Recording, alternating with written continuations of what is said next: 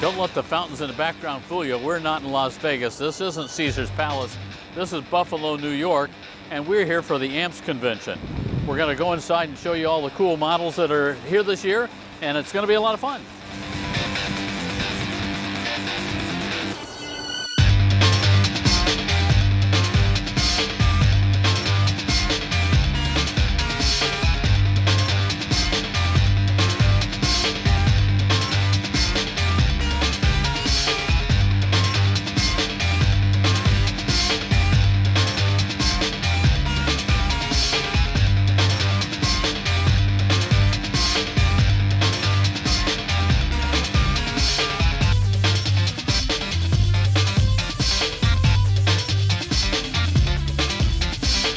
The Buffalo Grand Hotel was crawling with armor models for the annual Armor Modeling and Preservation Society show, with 525 beautifully crafted models entered in this year's judging.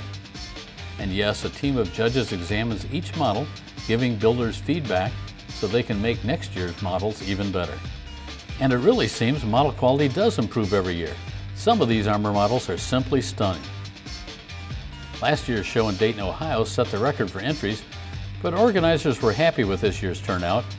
158 modelers, including quite a few from Canada, entered the competition, plus there were 190 walk-ins who enjoyed studying the tanks, trucks, and dioramas displayed on the show tables.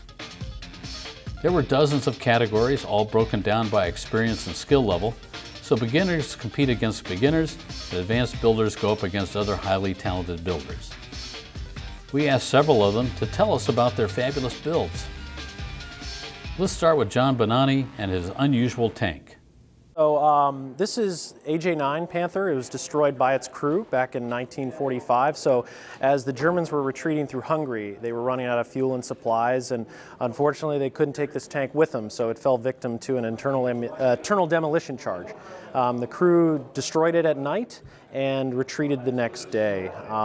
And as you see, it's 1/35th scale. It's Ryefield Models full interior Panther, and I chose to do a destroyed scene. Two reasons. You know, I really like recreating something that actually happened in history, but also it's an excellent way to show off the interior. And in this case, I used MMP acrylic paints, but then also multiple layers of paint, then hairspray to come and really achieve those charred and rusted effects throughout the vehicle's surface. Right. Yeah, if I didn't include the picture, no one would probably believe me. So it was really fun, and instead of putting a figure on it, I decided to put a few chickens. So there's a hen on the side, the rooster on top, and then there's another chicken actually within the cupola sitting in a nest, and I can spin it around. Absolutely.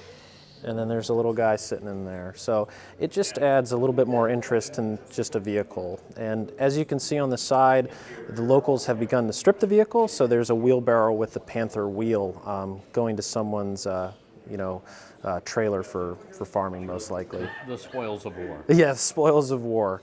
So it was a really fun project that pushed the limits on my groundwork abilities. We also talked with Chris Johnson about how he modified his ICM Liberty truck. This is ICM's standard Liberty World War I truck. It's a really, really good kit, very simple to build. What I did was I opened up the hood on the truck and I added plugs and wires to the engine and grease stains, and just to make it look heavily used.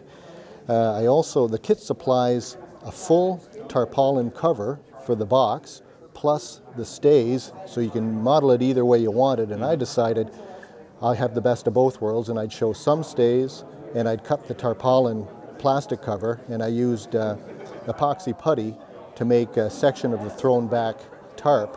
And I used value gear boxes, and I scratched the canvas bags and tarpaulins for the stowage.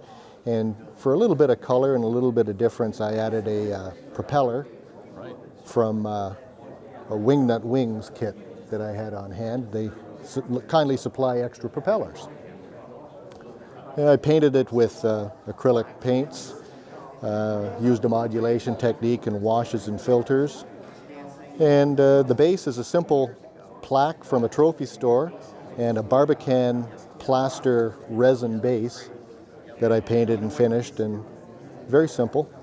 It's simply a great little kit to build. If anybody's interested in a World War I truck kit, this is highly recommended. Then there was Stu Langenbeck's mostly scratch-built Stuart. This is the Tallery Stuart Honey.